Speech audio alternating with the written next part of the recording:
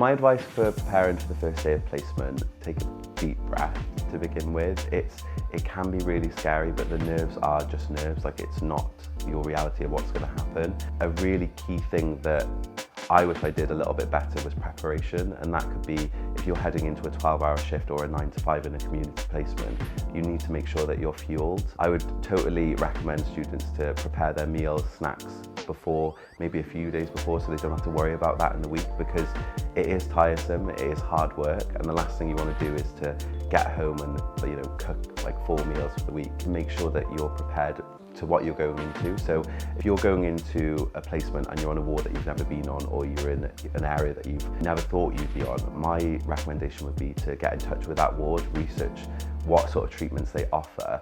You're going to look so much better going into a placement, and you're going to look so much better to your supervisor if you know about the basic drugs that are common on those types of ward, or like the basic procedures.